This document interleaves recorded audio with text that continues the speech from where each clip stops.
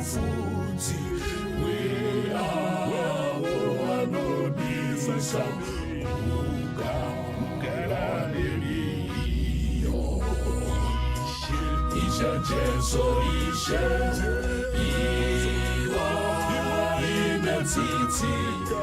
Ishe Jesu Ishe iwa ine ngoni.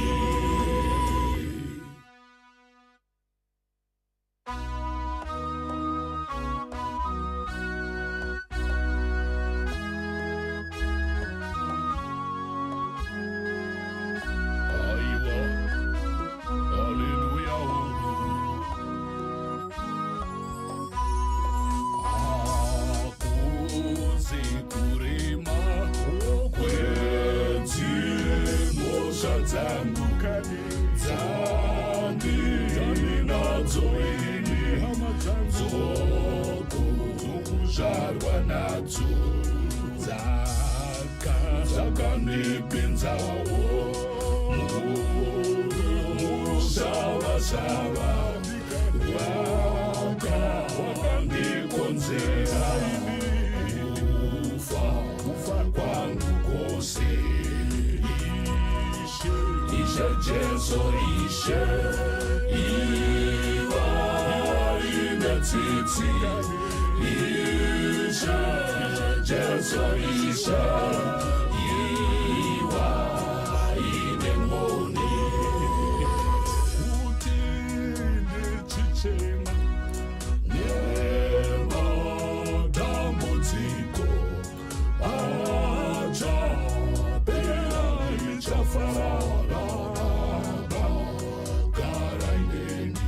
Ndandikuti ndichichema nematambudziko kani achapera nichafara baba gara ineni. Ishe Jesu Ishe iwa ine tsitsi. Ishe Jesu Ishe iwa ine ngoni.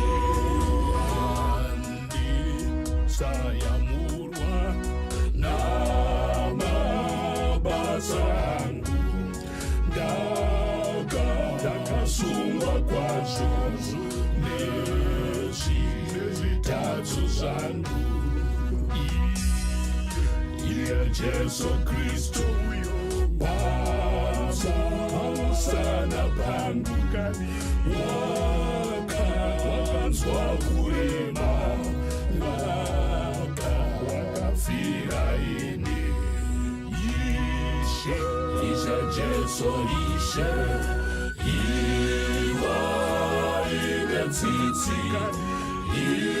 Ishe Jesu Ishe iwa ine ngoni.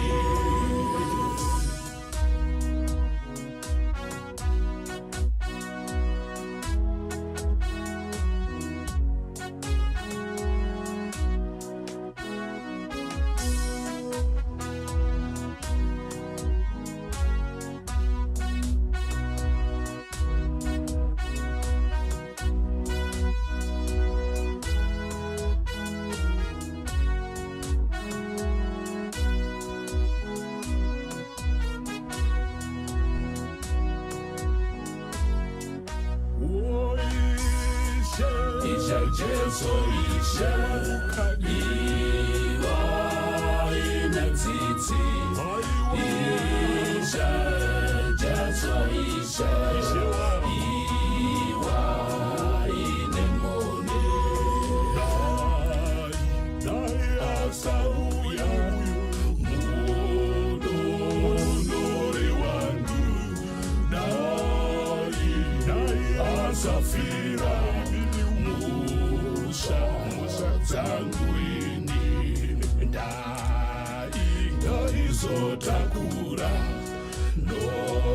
nokurangwa kwangu asi zvose izvi zvakabva pana Jesu ishe iwa inetsitsi ishe Jesu ishe iwa inemone neni andikurasi ngekuti wadaira hakuna kuraswa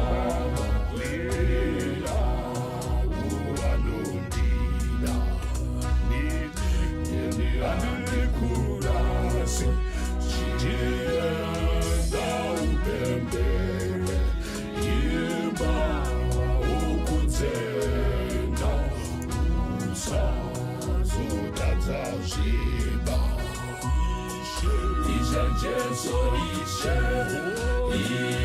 iwa inetsitsi ishe Jesu ishe iwa inemone Jehova anutipa chisebembisi yose nekuti sunungura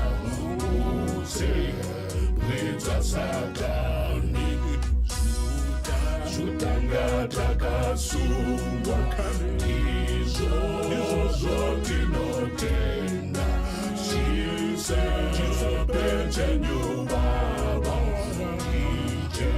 Jesu Kristo tenzi Ishe Jesu ishe Iwa inetsitsi Ishe Jesu ishe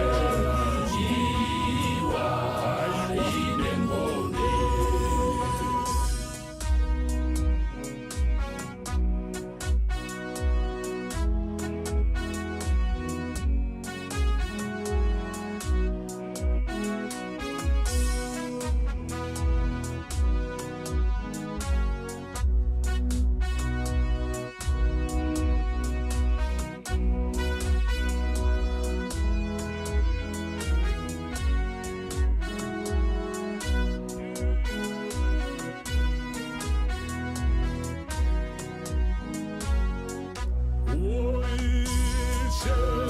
Jesu ishe iwa inetsitsi ishe Jesu ishe iwa inemone Jehova ni mufudzi wevanhu vakanaka mufudzi waDhavhidhi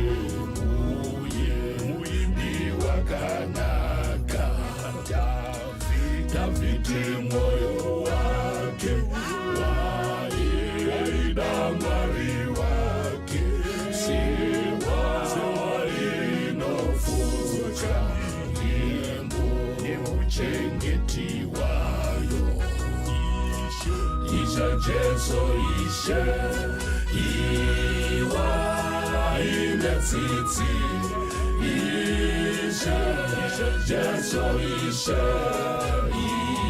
iwa inemone Kristu saneta izwa ngerozi yako uribacho nemandu Namata Urinde Tula mapfumo wako akose yose Satana rikurinda Namata Urinde Ishe Jesu ishe iwa inetsitsi Ishe Jesu ishe iwa inemone Chisepeche nyubaba Sibese umaringa chiwane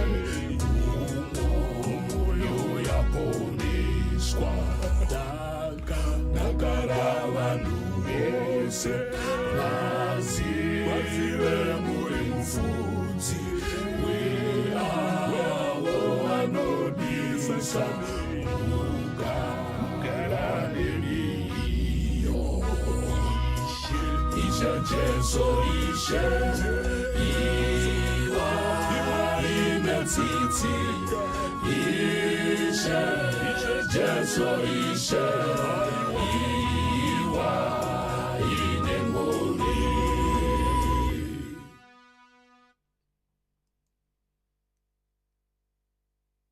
Hello and good evening to you all. I pray that you are connected and you are with us. Please share the links with your friends and families just to remind them that we are here this evening. Tiripano, manero ano aya tiripano, maskatano kune wamwe. It's afternoon. So please share the links just to remind others that we are here. As we continue with the call to worship, now I want to share my brother's music, Taziwa, as he brings us into this same spirit again of worship when he is singing Uyaimwe wakachena, uyai kwangu nasu no. Come thou fount of every blessing. Uyaimwe wakachena, Uyai kwangu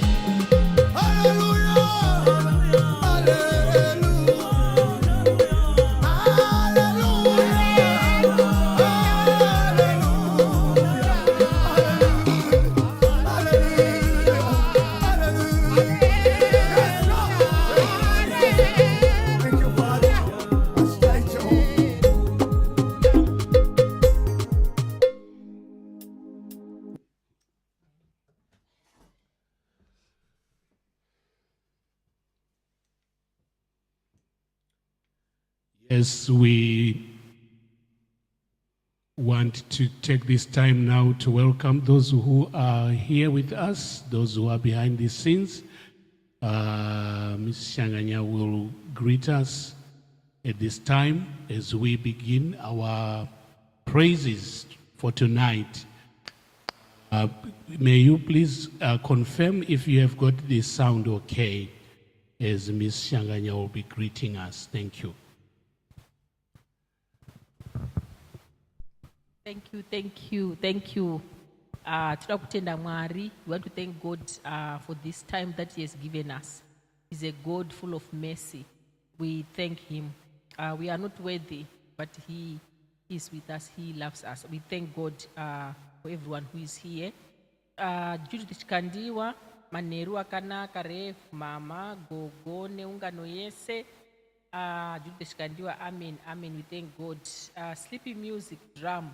Makadi hama dzerwendo tinotenda Ishe Jesu achawa netsitsi nesu tose ndike makaza paNamibia pano kupisa tanzwa tinoda kungotenda Mwari ndiwo maseasons ese, but we thank God kana muri wapenyu Tekla Nyamakope maikuru ku United States uko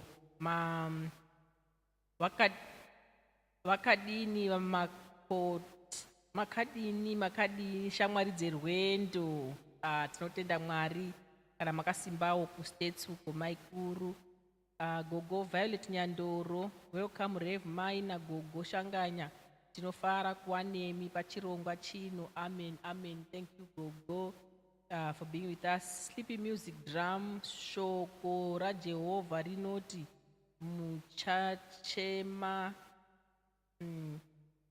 muchachema na mambo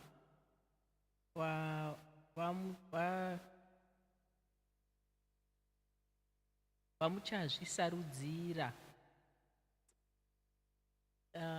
Kwanasa kuerenga shona. Shoko raJehovha rinoti muchachema na mambo vamuchazvisarudzira. Mazvita ndike makaza uyu kuNamibia. We thank God. We welcome those who are behind the scenes. Welcome everyone to this prayer and praise. God bless you.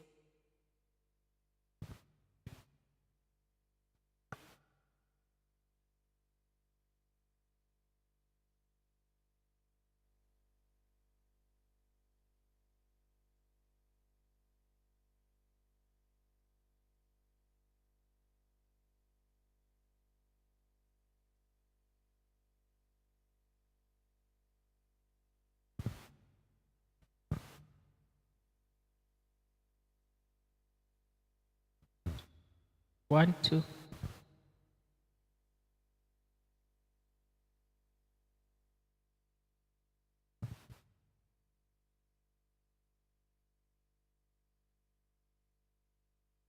One, two. Okay, that's okay.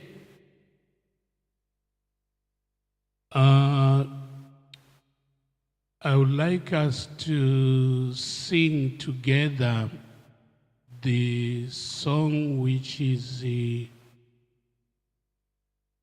Still and Know That I Am God. Be still and know that I am God.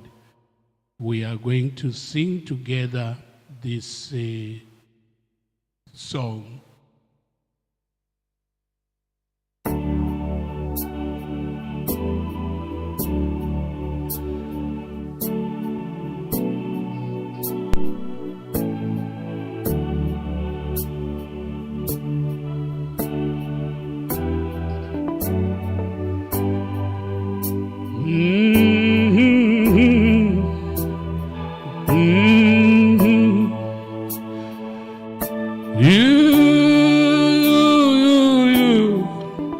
Hallelujah.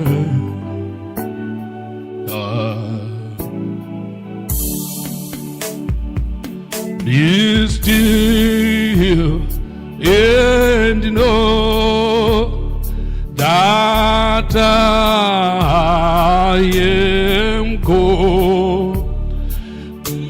Be still and know that I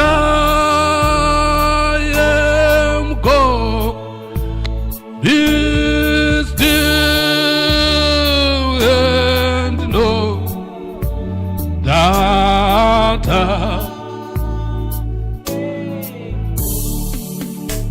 be still and know that I am God.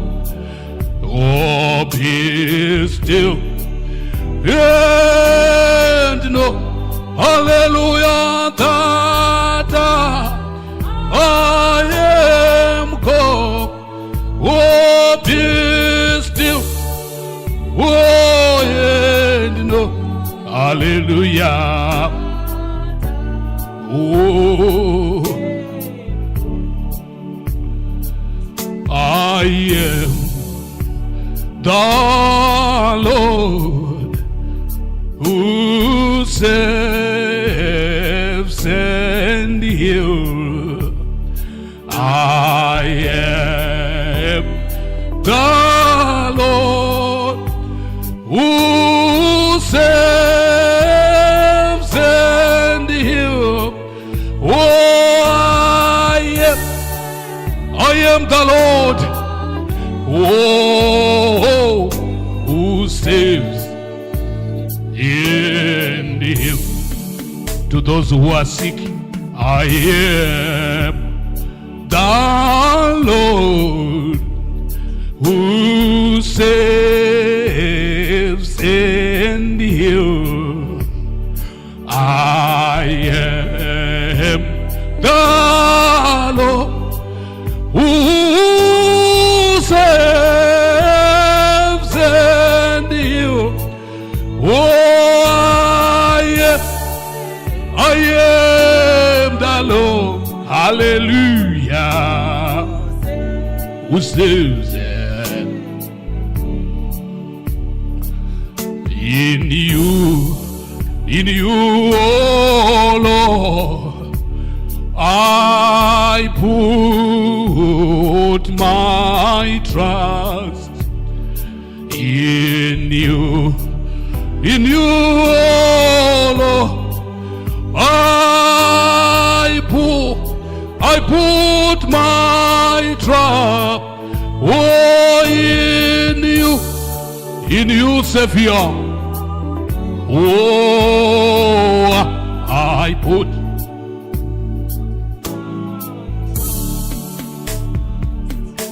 Chimbonamata, Namata Urinde. Take time to pray to God. Give yourself to God. Pray to God. Thank you, Jesus. Thank you, gracious Father. Thank you for reminding me, for reminding us that you are God.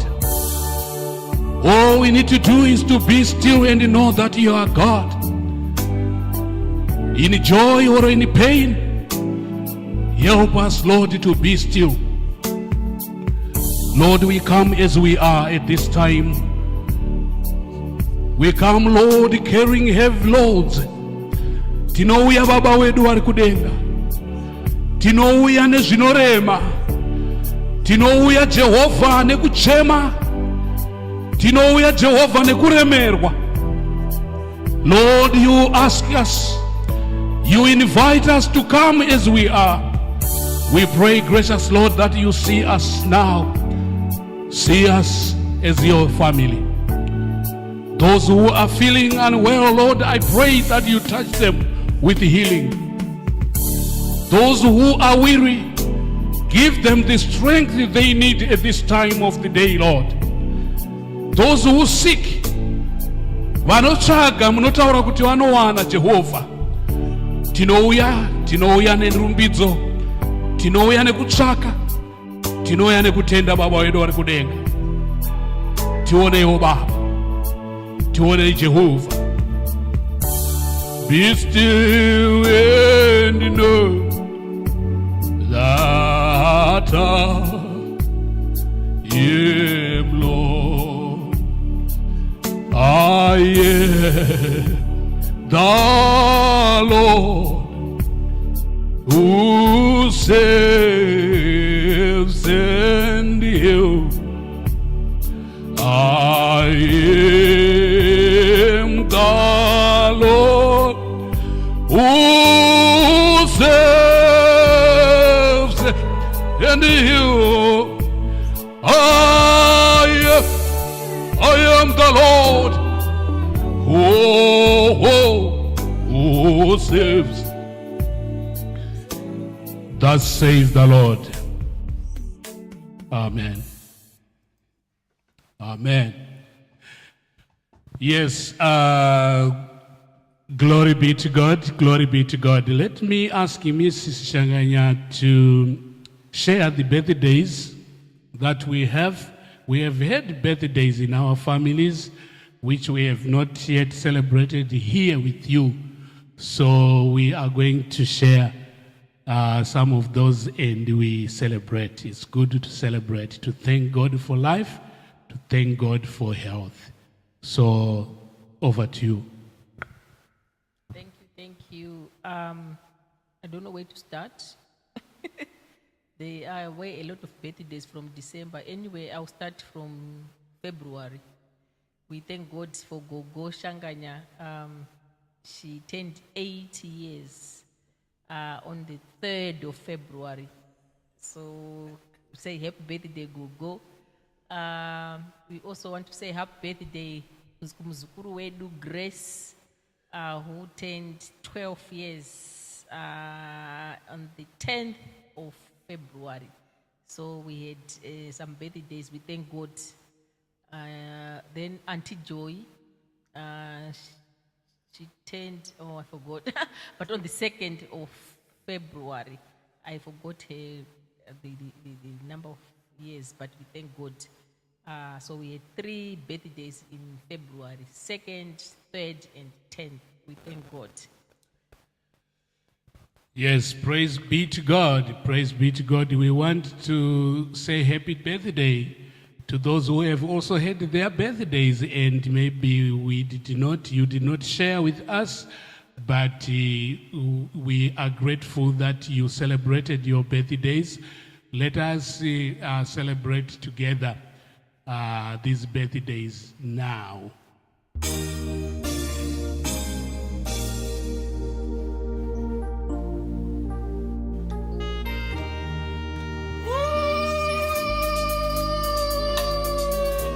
Makorogoto Gogo Shanganya.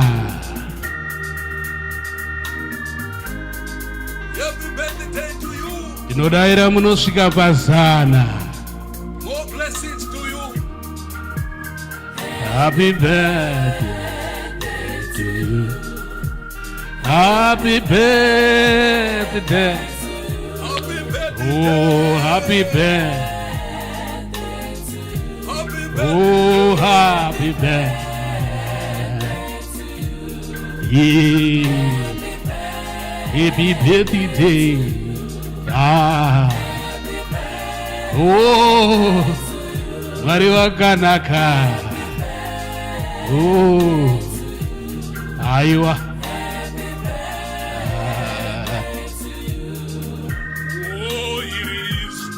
Izuwa rawo ili. Oh, ndiro zuwa ramakaberekwa. Ah. Oh, remufaru. Oh, ndiro zuwa. Ah. The happiest day, my mother, you were born. Ah, my mother, my sister. Oh, hallelujah, hallelujah, hallelujah, hallelujah, hallelujah, oh, hallelujah, my mother.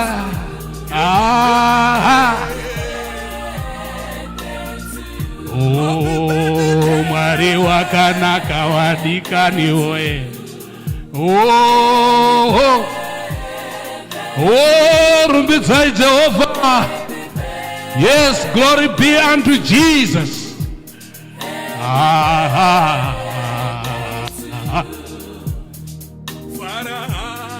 Fara imbu ya shanganya. Oh,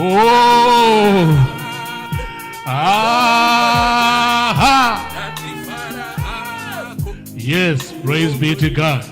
Oh,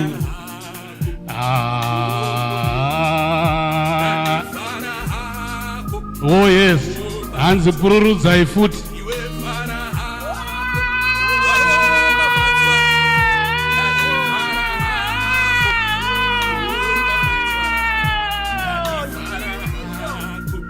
Hallelujah. We wish you many more. We wish you. Oh, wishing you all the best. Yeah. Oh. And grace. God bless you as you grow up. More years to come to you, grace. Yes. Good health, wisdom.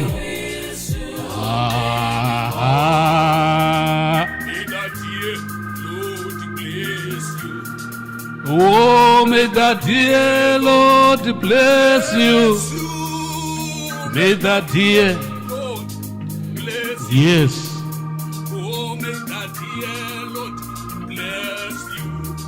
Yes, we want to thank God. God is faithful all the time. Let us thank God for all these blessings.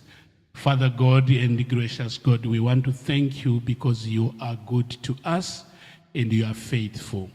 We celebrate, Lord, life. We celebrate life, which is a blessing. Which is a blessing to us, to all those who have celebrated their birthdays. Tina gogo pano, gogo shanganya, our mother, celebrating her 80th birthday. We thank you for all these years. We thank you for protecting her. We thank you, Lord, that for all these years, she has done a lot and you have been praised. And for us to be here, it is because of the grace that you have shown to her. We thank you and we bless your name, thanking you for everybody, all members of our family, all our friends who are here on the platform who have also celebrated birthdays, those who are having birthdays in their future. Lord, we are praying for them that they continue to receive your love and protection. We thank you and we ask this in Jesus' name. Amen. Yes, God is good all the time. Yes, tonight or this morning or this afternoon, I just want to remind you of the time that we are in. And I just wanted to say that Lent journey has begun. We are now in Lent. Hallelujah. And what does that mean? It means that Lent itself, it offers us a chance to make a fresh start with God. It offers us a chance actually to make a fresh start with God. That is to find the glory, even in the dust of our horrible lives. Some of us will look ourselves and we say, are we worthy? Are we worthy? But I am saying Lent is the time for us to find the glory. To find the glory. So you are welcome this evening that we walk this journey together, because the Lent journey has got a lot in it. But if God is with us, who can be against us? Nobody. Nobody. Nobody can be against us. So, before I share the word of God, there is a song here which Gogo Shanganya have sung, which is called Hokoyo Satan. Satan, be careful, right? Satan is being warned here that if you continue to mess around with my life, all I do is to report you to my precious and gracious God, and God will deal with you. And remember, when Jesus was walking the journey, going into the wilderness, who was there for him? God was there for him, because he kept on reminding the devil that my Father said. He continued to say, it is written. It is written, you shall not do this. You shall not do this. So this is the song that is coming from Gogo Shanganya. Zvanzi hokoyo Satani tinokumhangarira kuna mukoma Jesu. Zvikanzi vana mai nana baba patiri kufamba Lent, as we start the Lent journey, we need to walk with Jesus.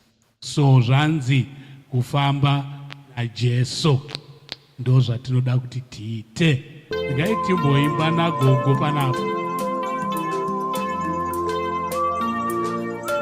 Yeah, yeah, whoa.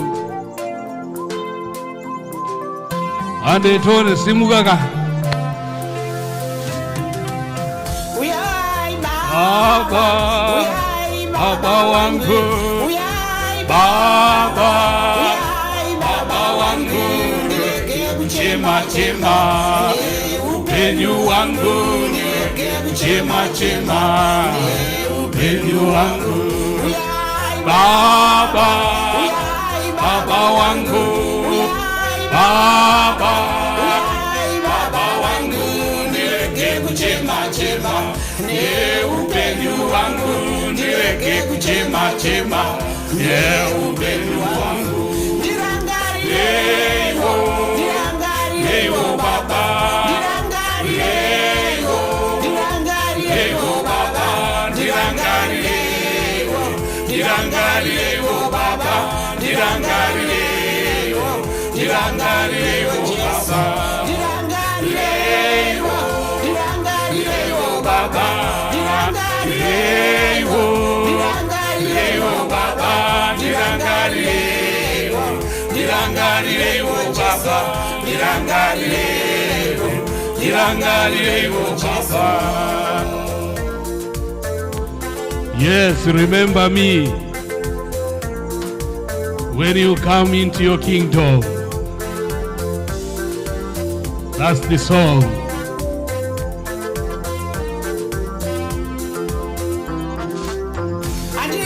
Bakatwa umozaro, bakatwa umozemse, Jesu, Jesu chete,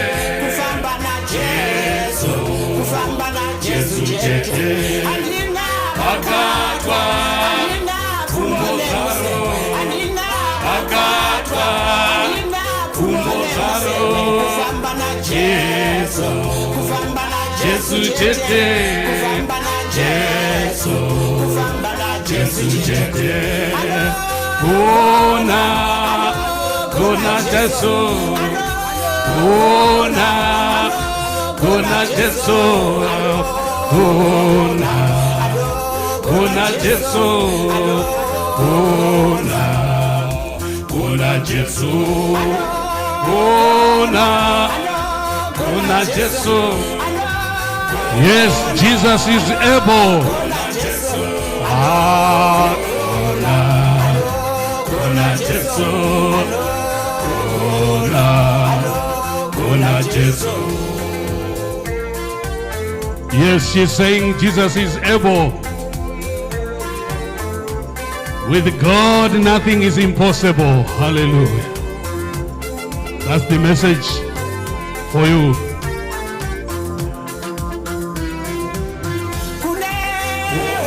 Be careful, be careful.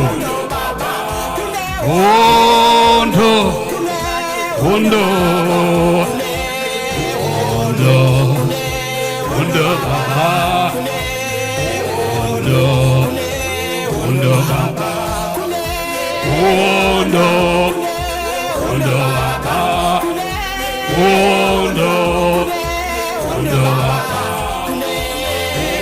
ondo, ondo baba, ondo, ondo baba.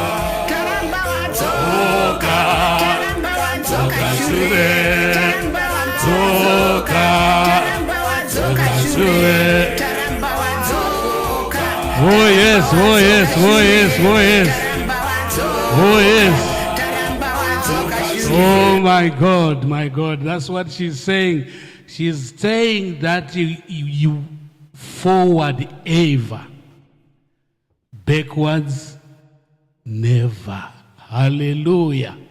Taramba wadzoka shure as we walk this journey in this land. There is a lot that can maybe discourage us. There is a lots of temptations. But Gogo Shanganya is encouraging us tonight. Keep on praying. Keep on going. Don't turn back. No more turning back. Yes, let us carry the cross and follow Jesus. That's the message for tonight. So there isn't a lot to share with you. I've got just a short verse here, which is Mark chapter 14, verse 38, that says, watch and pray so that you will not fall into temptation. Hallelujah. Watch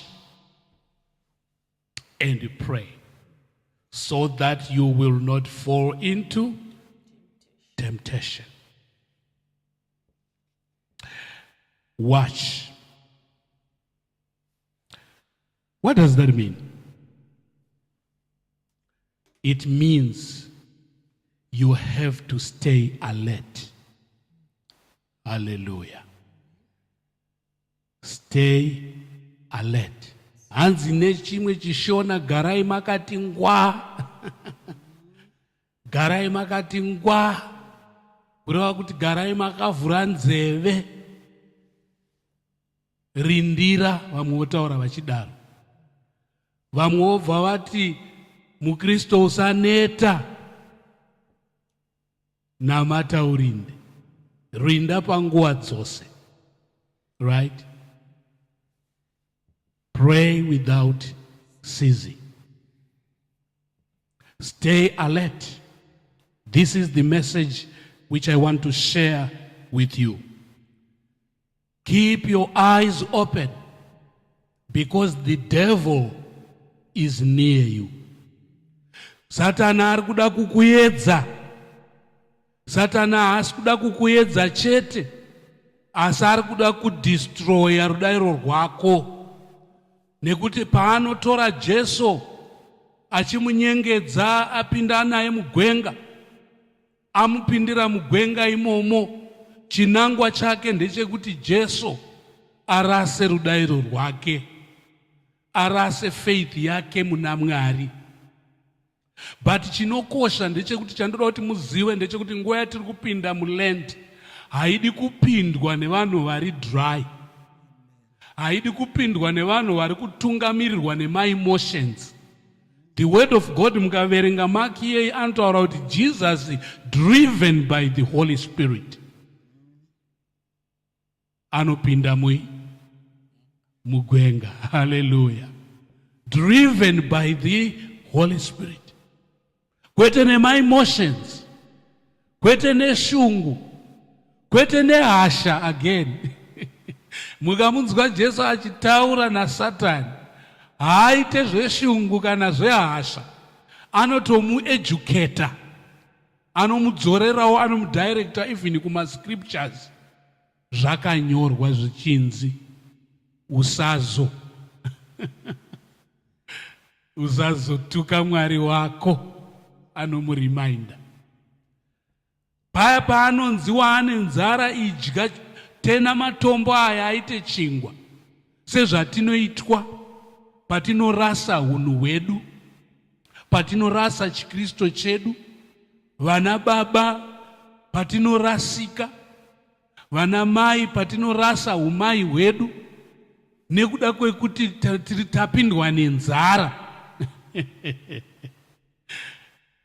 Jesu anotendeukira Satani achimuriminda kuti hatirarame nechingwa chete. Hallelujah. So in other words, munguva yatiri kupinda yeLent, in this Lent journey, there are so many challenges to face.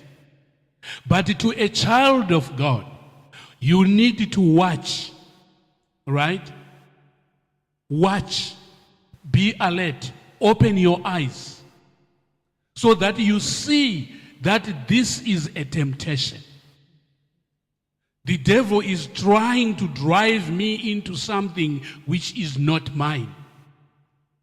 Panapa Satani akuda kundipinza pane humwe hunhu husiri hwangu, nekuti ndozva zvinorewa ndonguva yematemptations. Inguva yekungoti riminda kuti upenyu hwatiri kufamba tiri pasi pano upenyu hune miedzo. Saka kana tasvika munguva dzino dzekunzi 40 days tichitondera nguva inoi, kunzi tidzokere panzvimbo kuti kanga tisisiri panzvimbo, kunzi titsvage nyasha dzaMwari kana tanga tisisina nyasha, kunzi tiite reconnect. Nekuti ukawanikwawo uchikwanisa kukota mavhesi kunge wabata bhaibheri racho, kunge uchiriziva. Haleluya. Pamwe pacho tinotadza kushaya nevhesi nekuti bhaibheri racho hatichaverenga. Chataakungoverenga zviro zviri kunakidza, zviro zvenyika ndo zvatiri kuverenga. We have forgotten the word of God, which is our spiritual food, which is why Jesus is saying, handirarame nechingwa chete, not only by bread alone. I shall not live by bread alone, but also through the word of God that feeds me, that teach me. So I'm saying, keep your eyes open. When you see sin coming, run. Hallelujah. Tiza neupenyu hwako. Zvanzi nambuya Sanganya taramba adzoka shure. She was saying, forward ever, backwards never. But the temptations are there to take us back. But if we remain strong in our faith, if we move forward, that means we are fighting the devil. So when you anticipate an awkward encounter in your life, turn around. Hallelujah. When you sense temptation, go to the other way. Hallelujah. When you sense it. Mwari vanewe ufunge patiri kutanga kufamba mu Lent muno. All Jesus is saying is pay attention. Hallelujah. Ngwarira. Sezvatinotaura kuti mukristo usaneta. Rinda panguva dzose nekuti ndo chinhu chikuru. Tora mapfumo ani ako wakotse misi yese. Be on guard. Wear your helmet. Yes. Wear your breastplate. Put on it. So that you fight the devil. You know your weaknesses. You know the situations in which your weaknesses are most vulnerable. I am saying tonight, stay out of those situations. Zvaunoziva kuti ndo zvinokupedza simba, stay out of it. Ndo zvinoreva kutsanya, hazvisi kungoreva kusiya kudya sadza chete. Ndakaona vamwe vanhu vakuita chijairire ngosiya kudya sadza, asi haasiye makuhwa anoziva kuti ndo ari kutadzisa upenyu, ndo ari kuparadza musha wake makuhwa chete, asi anosiya sadza munguva yema40 days. Haleluya. Kana makuhwa ariyo ari kuputsa musha wako, it is time to fast makuhwa. Kana dai ukadya makuseni, masikati, manheru, asi watsanya makuhwa, ndo zvinotaura Lent period. Hallelujah.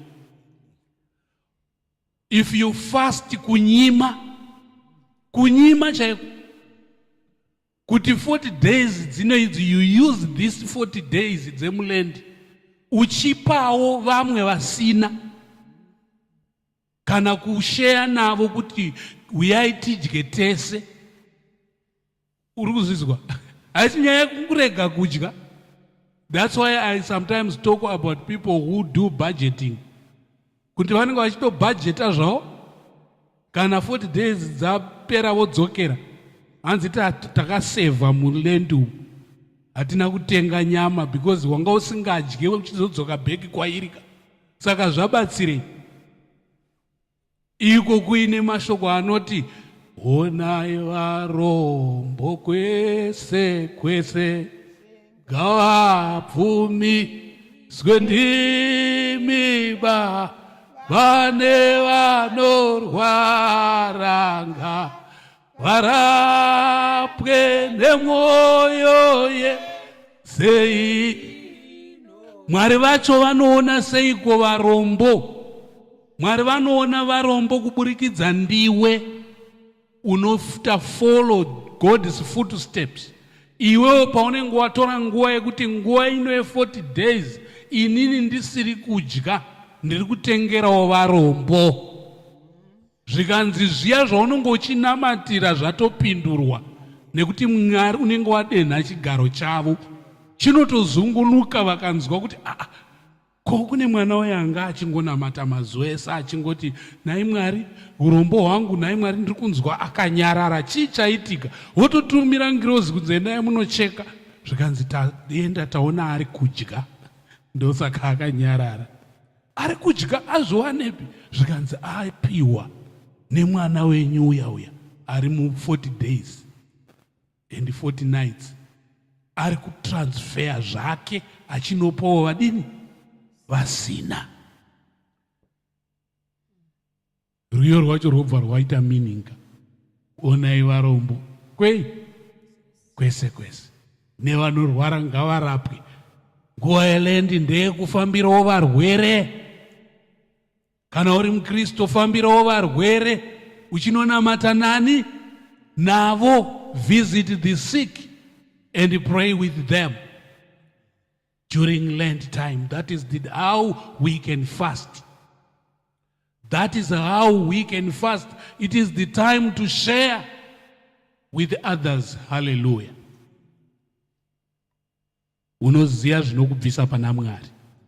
Saka ndati inguva yekutore back seats. Hallelujah. Umbodzoka kumashure. Usiyane nezvinokuita kuti utadze kuona mbiri yaMwari. Pamwe chiri kukutadzisa kuona Mwari kufamba usiku. You are accustomed to, traveling night times. Because night times, temptations are many. Because zvinoitwa murima zvakawanda. Amen. Saka chimbofambawo masikati. Chimbodzidzirawo kufamba masikati munguva dze40 days. kana uchinonoka kuuya kumba mazuva ese, 40 days ngadzimboitawo your spiritual exercise yekuuya kumba kuri kuchena.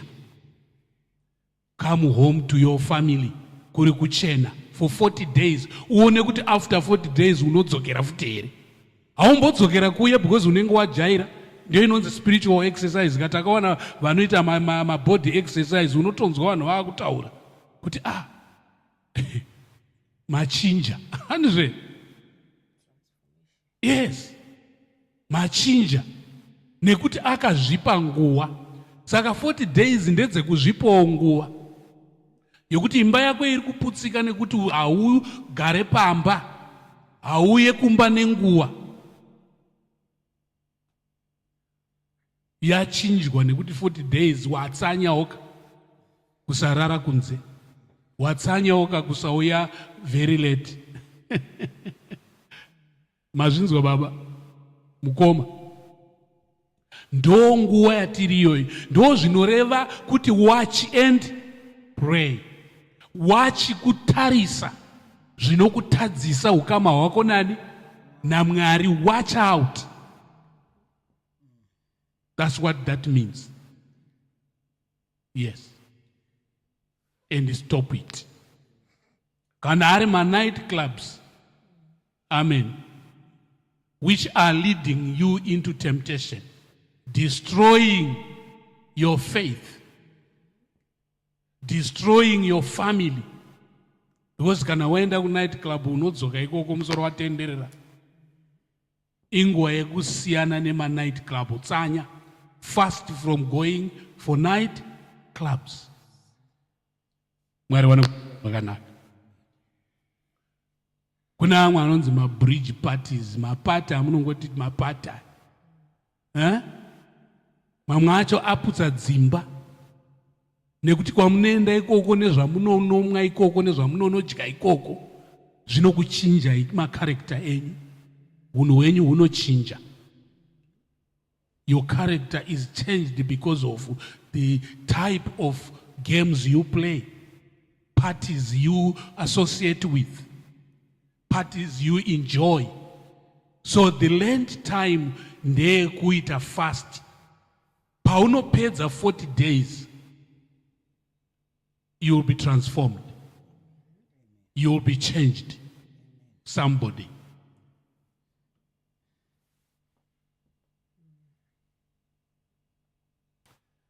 Whatever it is that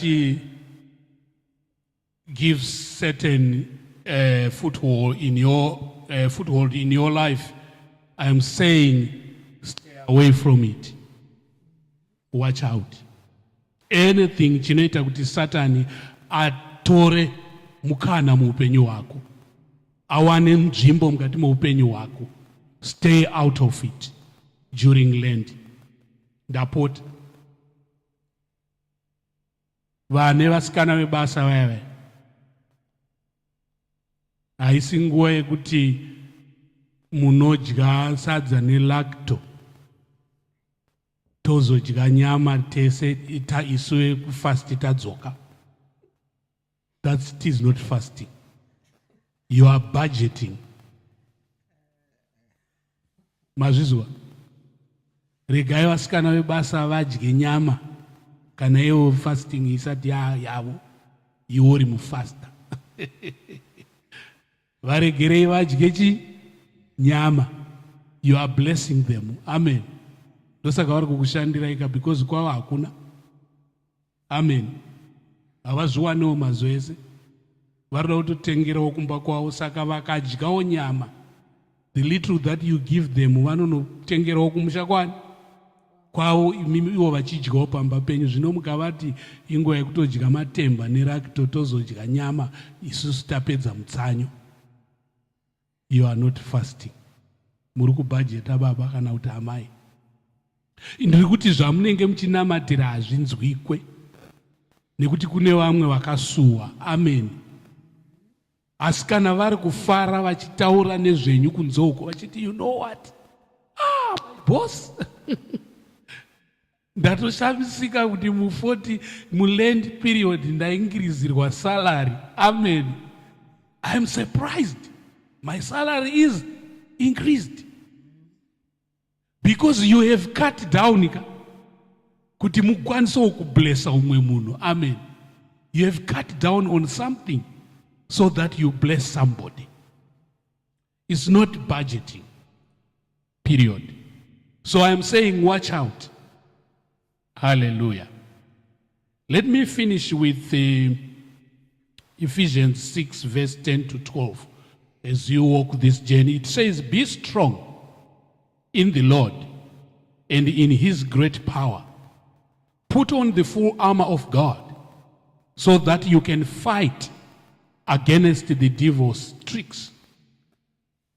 Our fight is not against people on earth, but against the rulers and authorities and the power of this world is darkness, against the spiritual powers of evil in the heavenly world. So, pfekai nhumbi dzekurwa nadzo. In other words, kune rumwe mimbuya anoti iwa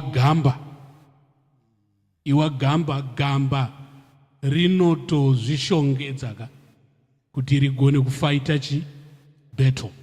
So nguva yandataura manzwa zvandataura kuti zvine machallenges izvi. Vanonyima kuti mugone kupa buda mugotangawo kupa vamwe. Ihondoka. Saka inotoda kupfeka hanzu dzekurwa nadzo. Hallelujah. So ndoda kuti tiimbe rwiyo runoti iwa gamba utarise mhandu. Iwa gamba utarise mhandu. Stand like a brave. In English, that's the hymn. Stand like the brave.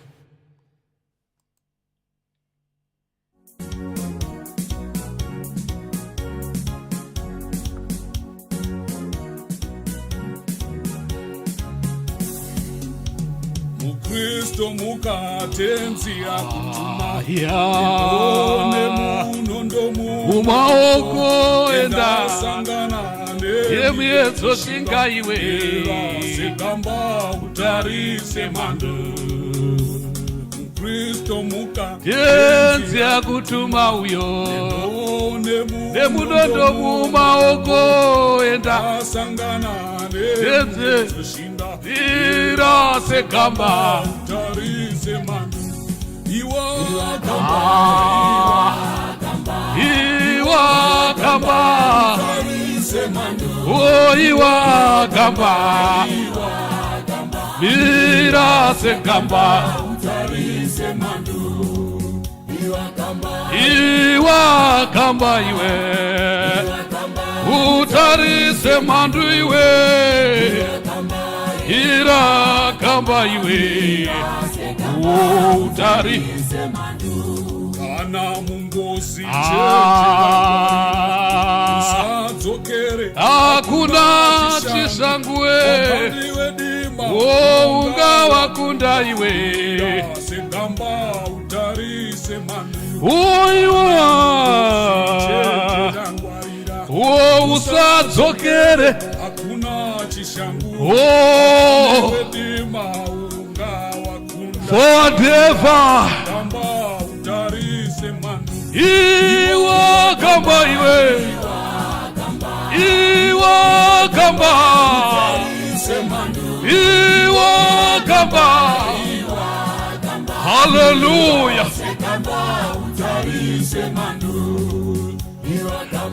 iwa gamba iwe iwa gamba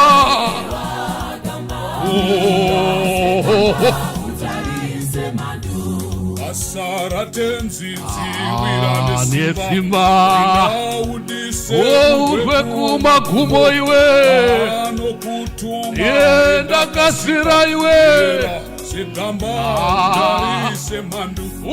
Asara tenzidziwira ziwirira iwe urwe kumagumo iwe ndakasira iwe uri kumirireiko iwa gamba iwe utarise mandu iwe iwa iwe utarise mandu. Oh hallelujah. Utarise mandu iwe. Stand like the brave. Hallelujah.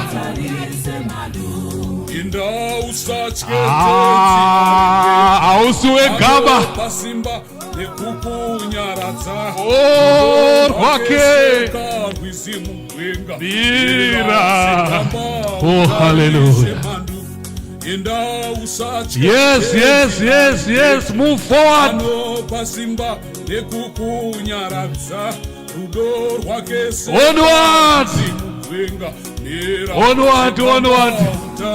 Onward, Christian soldier. Onward.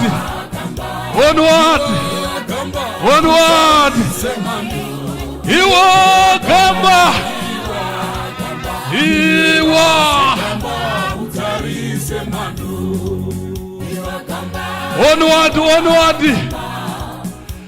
Onward, Christian soldier.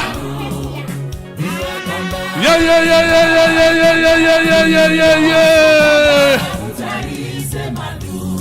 Asara tenzi ziwira nesimba rinda udise urwa kusika kumakumo iwe usika pamaropa sekamba utarise mandu. Yes, do not be afraid. You are not on your own, you are not alone.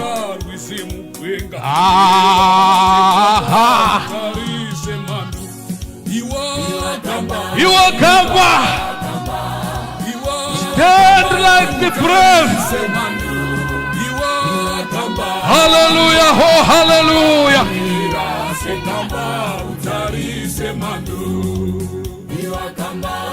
Ashu utarise mandu iwe. Tarisa mandu ya kufamba nando, mandu ya kunyima mweya iwoyo unoda kunamatirwa. Watch and pray.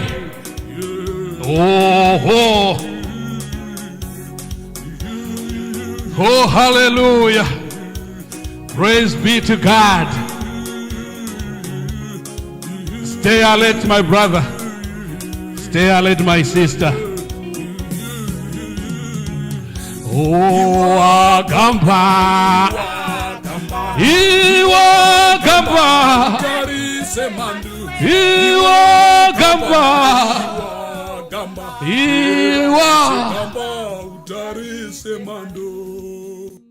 Hallelujah. Mwari vakuitirei zvakanaka. As we start the journey, watch and pray. That's what the journey is all about. Be alert, watch and pray. Nekuti kunamata kunoita kuti tikunde. Kristu akakunda nekunamata. Kristu akakunda nekunamata. Havana kupopota. When life is handing you lemons, I've always said, make lemonade. Make lemonade. You understand what that means? Mukangotora maremoni kuadya akadaro adyike. Amen. But ndiri kuti ukapuwa maremoni unogona kutoita hasha neshungu. But the idea ndeyekuti you need to make it sweeter. Hallelujah. Make lemonade instead. Todya kajemu. Hallelujah. Zobva imomo mukuvava. hazvipopotwe, zvinonamatwa nekunamata. Let us pray. Loving and gracious God, we thank you. Tinokutendai Mwari nekuti pamuri kufamba nesu muupenyu hwepasi pano, muri kutiratidza kuti hatisi tega. Nguva ino yataritarisana nayo haizi nguva yedhirama kana nguva yekuteedzera zvamakaita, asi inguva yekuti yeuchidza kuti tinofanira kungonamata. Tinofanira kutarisa mhandu dziri kutitevera kana tadziona todzinamatira. Tiri kukukumbirai Mwari kuti kana mhuri dzedu dziri idzo mhandu, titore mhuri dzedu munguva ino yeLent tichidzinamatira. Kana mabasa edu ari mhandu kwatinoshanda, titore mabasa edu tichianamatira. Kana kushaya iriyo mhandu yakutibvisa pamuchinjikwa, titore kushaya tokunamatira, nekuti munoti vanotsvaga vanowana. Saka tiitei vanhu vanoramba vachinamata. Who watch kuti aiwa kupinda kwenzara mumusha hazvisi kureva kuti ndibve paunhu hwangu samai kana kuti sababa kana kuti samukoma kana kuti sasisi, asi ndinonamata kuti Mwari vagondidonedzera mana kubva kudenga ndodzorera mbiri kwavari. Handipinzwe pamuedzo wekuti ndirasike nekuda kwekuti ndakanga ndapindwa nenzara. Tenzi wedu Jesu Kristu wanotipa muenzaniso wari kumugwenga kuti aiwa handichingwa chete chinotiraramisa ufunge Satani iwe. Tinorarama nenyasha dzekudenga, tinorarama neprotection inobva kudenga. Saka ndo zvatiri kuda kuti mutibatsire vana venyu patinenge tiri kupinda mumiedzo, patinenge tichiedzwa naSatani, tichiedzwa mudzimba dzedu, tichiedzwa mumabasa edu. Wherever temptations are coming from, help us, Lord, to pray. Help us, Lord, to come before you in prayer. Tonamata, imi mopindura, imi motungamirira. Ndinokukumbirai kuti bless each one of us. Bless each one of us tonight. Bless everyone who have joined us. Bless those who shall visit this channel and also listen to your words of wisdom. I pray that whoever shall come after this will be blessed. I pray that whoever has joined us tonight is blessed. So thank you, Lord. Thank you. Vanorwara ndinoda kuti varapwe futi panguva inoi nekuti muri Mwari vanorapa. Zvimwe zvinhu zvinotidzorera mumashure kurwara kana kurwarirwa. Vamwe tina hama dzedu dzakadiagnoswa anonzi terminal illnesses, zvirwere zvinonzi izvi zvaazvekugara nazvo, hazvina mushonga. Asi imi Mwari mukati reminder kuti aiwa vana vaMwari vanorarama. Vana vaMwari vanowedzerwa makore kunyangwe chirwere chiri munyama. Hatirasike, hatibve pamuri nekuti mumhuri medu maita vanhu vakabatwa nechirwere kana chekensa. Hatibve pamuri, asi kuti tinotoswedera padyo. So I am praying, Lord, all those who are struggling, who have feelings dzakasiyana siyana, vane questions in life, I am praying for them. Vari kuti zvichafamba sei? Vamwe vakakrosa mabhodha vachiti where we are going is better than where we are coming from. Now vari panguva yekuti maybe kudzokera kuIjipita kuri nani. Itai kuti vana venyu vazive kuti imi makati hamutikangani, asi kuti munotinangisa. So I pray, Lord, that you look after your own. Makava muri kutaura zvakare kuburikidza navakoronike muri kuti you are busy searching for yours, for your own, who are called for your purpose. You are busy looking for them throughout the earth. The reason being that you want to strengthen them. Because you know there is a lot that can weaken us. But you are looking for us wherever we are, so that you give us strength. Saka hamuzi Mwari vanorara kana kuzorora. You are God who is always watching on us. Hence you ask us to watch and pray. We thank you, Lord, and we receive in Jesus' name. Amen. So, Mwari vakuitire zvakanaka. Let us just have some catch up and see whether we have people who have joined us later on. Thank you very much. Thank you for the powerful word. Watch and pray. Tinotenda Mwari shuwa. Dai Mwari vatiitira zvakanaka. May God bless you all.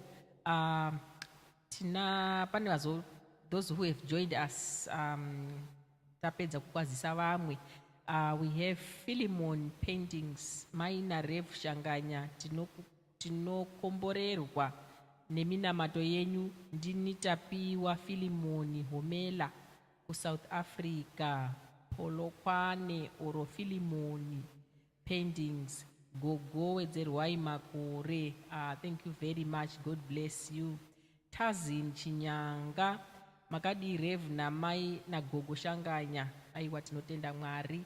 Zandi Lempedzisi, happiest birthday Gogo Shanganya.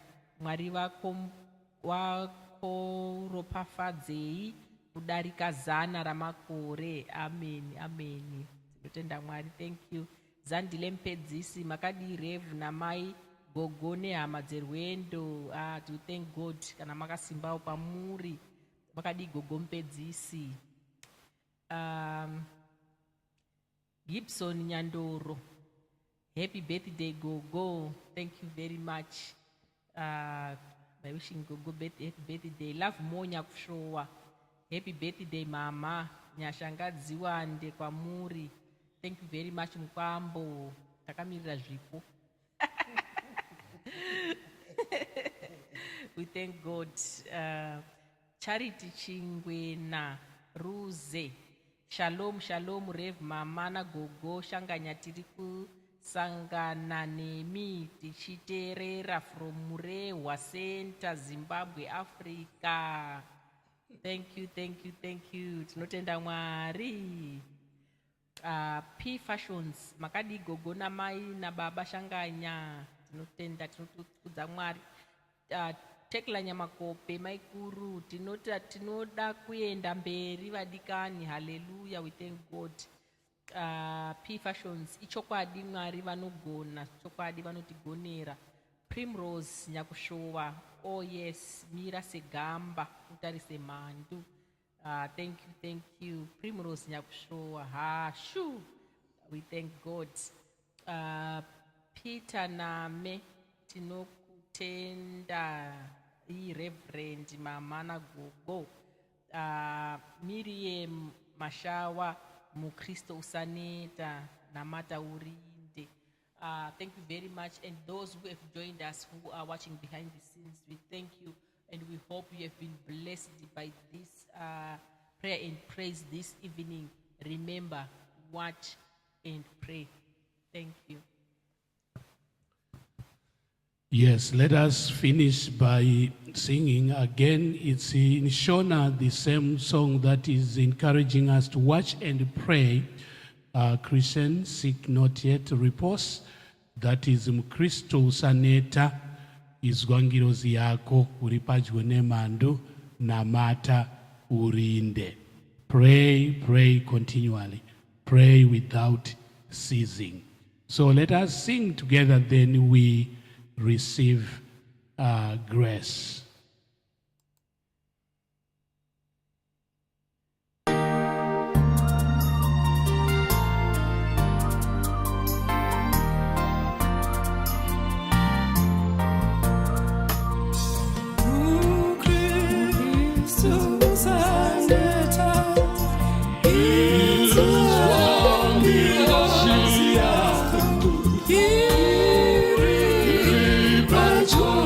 Mandu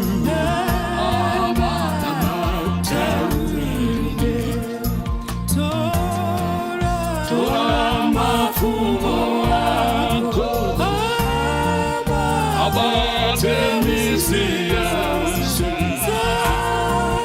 Satanari kurinda Namata Urinde Ondo zose zedima ito Zizika onwendiwa Inoda kukubata Namata Urinde Jehova notipa Isepe misiya Ekuti sunungura Uzemweta satani Sotanga takazura Izvozvo tinotenda Chisepe nyubaba Jesu Kristu tenzi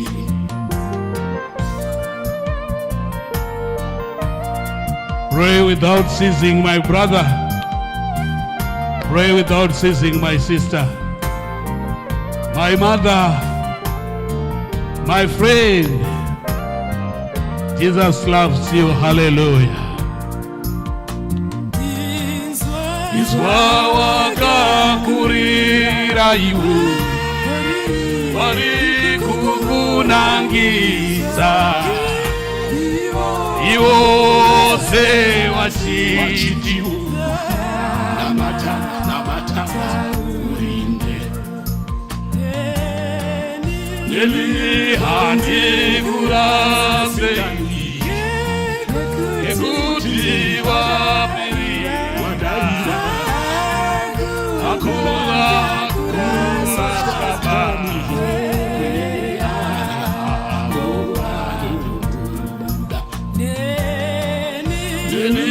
Handi kurasikani Chienda upembe Iba ukutenda Urusa sotaza shiva Handi kurasikani Zakafa tunaba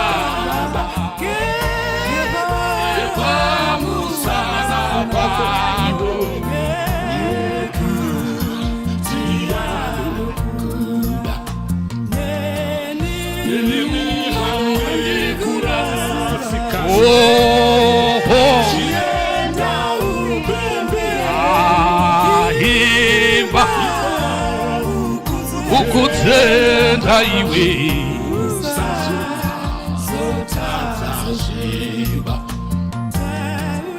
Tauya, tauya, tauya Tauya, tauya, tauya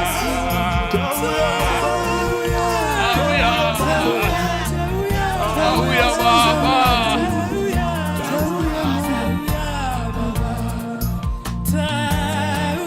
Tauya, tauya, tauya Oh, tauya Tauya, tauya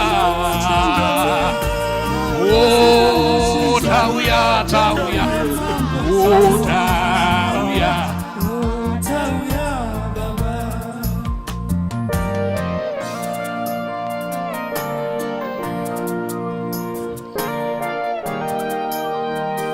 Makanaka Jesu makatendeka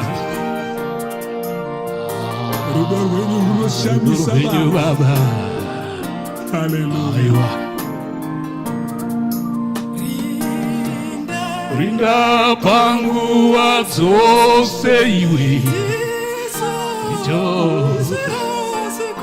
Ndicho chiro chikuru kubira rubatsiro Namata Urinde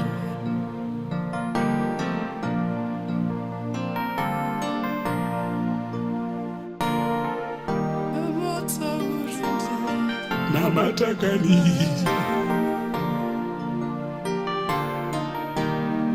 Namata.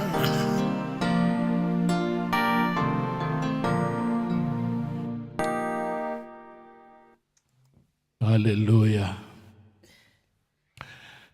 That's the encouragement. Watch and pray. Namata Urinde. So, wendo rwatanga ngatifambe tangoda kuti titi wendo rwemujecha nderwekutangira pamwe. Hallelujah. We did not want to leave you behind, which is why we have invited you to this prayer and praise, so that we walk the journey together. So God bless you. Now as we share the grace with you, the grace of our Lord Jesus Christ, nyasha zatenzwe Jesu Kristo, rudo rwa Mwari Baba nekuwadzana kwemweya anoera, nyasha idzodzi dziwe nesu dzitichengete dzigoita kuti tive vanopindawo muupenyu husingaperi. Amen. God bless you, all of you, wherever you are. Regai ndikusiyei tichienda nesong inotiyo ungatora hako pasi, take the world but give me Jesus. Amen. Jesus refused. Satan offered him everything. Kamkwidza pagomo zvikanzi kuona nyika yakanaka ukanamata ndokupa. Amen. But the hymn writer of this hymn is saying, take the world but give me Jesus. Hanzi inini ndinoda hangu kutora Jesu. Amen. Nerufaro rwake rwese iwe ungada pasi ungada nyika asi uchitadza uchichema. So patiri kuenda ndiri kuti dai watora hako Jesu. Amen. God bless you.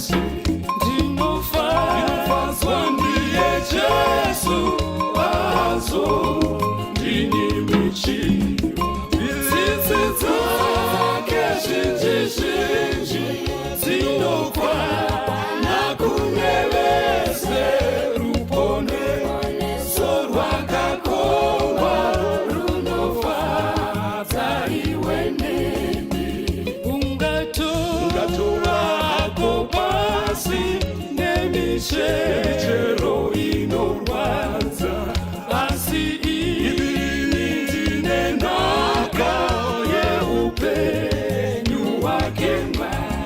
Tsitsi dzake zhinji wana Baba dzinokwana kune wese ruponeso rwakakomba runovadza.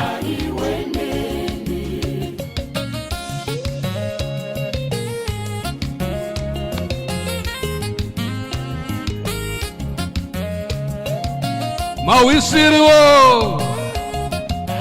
yaonde yaonde onde yaonde aiwa ande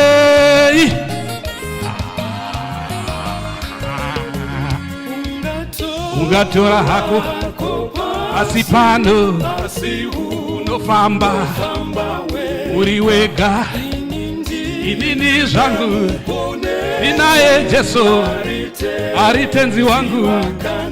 Aiwa aiwa, tsitsi dzake dzakawandisa dzinokwanawo. Kune wese ruponeso ana baba, wakomana woye, wasikana woye, ungatora hako pasi pano ziharu kuti mweya inotenda Yesu uyo wana mai woye, wana baba woye, wasikana woye, dzinokwanawo. Kune wese wo ruponeso wakakomba unofadza.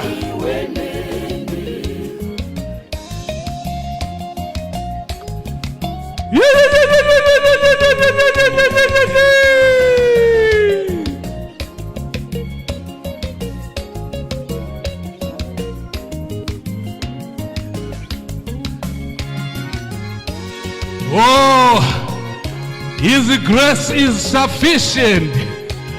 Oh, hallelujah.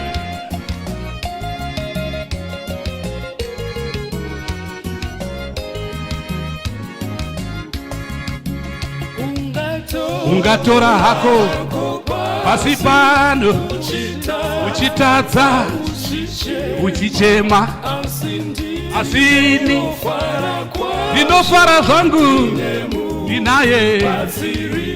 Wana baba, wasikana woye, wana mai woye, dzinokwana. Hallelujah. Wakakomba woye, unofadza. Ande tuone. Aiwa. His grace is sufficient. Hallelujah. Don't be afraid to walk the Lent journey. Tsitsi dzake woye, dzinzi woye, dzinokwana. Kune wese. Hallelujah, hallelujah, hallelujah, hallelujah, hallelujah, hallelujah, hallelujah, hallelujah. Tsitsi dzake iwe, izinziwo dzinokwana. Kune wese.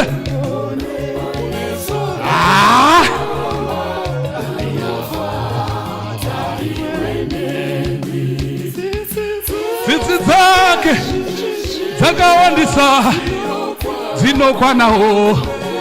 Kune wese ruponeso wakakombawo runofadza iwe neni. Oh, God bless you. You have a safe Lent journey.